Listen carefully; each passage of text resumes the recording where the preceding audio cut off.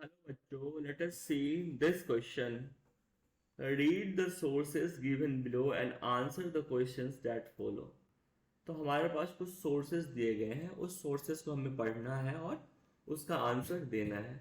Source A, the peninsular plateau. The peninsular plateau is a tableland composed of the old crystalline, igneous and metamorphic rock. It was formed due to breaking of drifting of Gondwana land and thus making it part of the oldest landmass. तो हमारा question है कि peninsular plateau जो है वो old crystalline, igneous और metamorphic rock से बना हुआ है और यह फॉर्म हुआ था breaking and because of the breaking and drifting of Gondwana land, और इसीलिए इसे oldest part of land mass बोलते हैं. इसके लिए हमारा क्वेश्चन है, to what extent do you agree that the peninsular plateau area is an old land mass.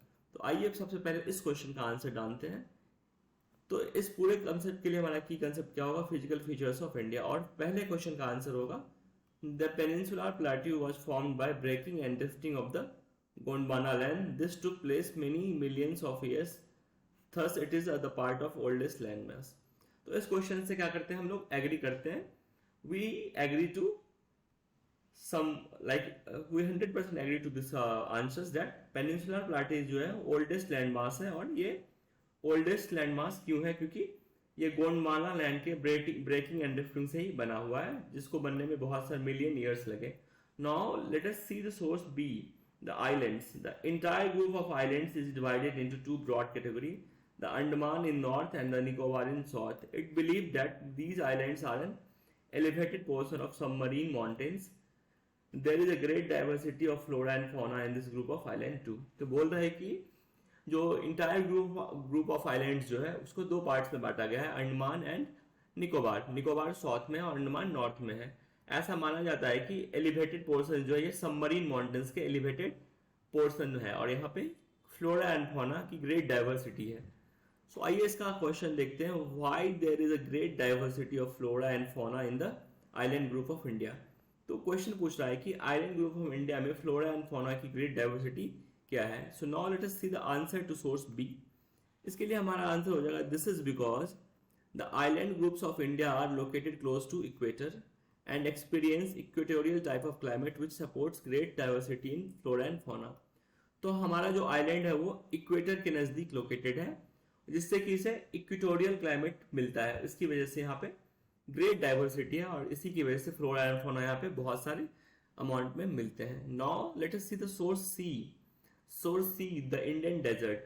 The region receives very low rainfall below 150 mm per year. It has arid climate with low vegetation cover. Stream appears during the rainy season. Soon after they disappear into the sand as they do not have enough water to reach the sea. Luni is the only large river in this region.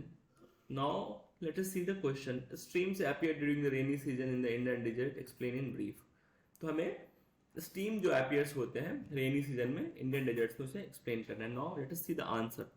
So the answer is stream appears during the rainy season in the Indian desert. It is because the region has arid climate and vast expanse of sand. Rivers which flow where become underground due to presence of sand and have very small amount of water due to less rain, that is 150 millimeters per year. तो क्या होता है कि streams जो है वो rainy season में बहुत ही अपीयर्स होते हैं, और इसी की वजह से सीजन जो है एरिड क्लाइमेट इसका हो गया, और लूनी रिवर जो है वो डेजर्ट में ही लोस्ट हो जाती है. और ये लोस्ट क्यों होती है, क्योंकि डेजर्ट के अंदर बहुत ही सैंड होता है और बारिश कम होने की वजह से इस रिवर में पानी कम होता है इन रिवर्स में, और ये कहीं ना कहीं डेजर्ट्स में लॉस हो जाती है. I hope you understood this question and answers as well. Thank you. Best of luck.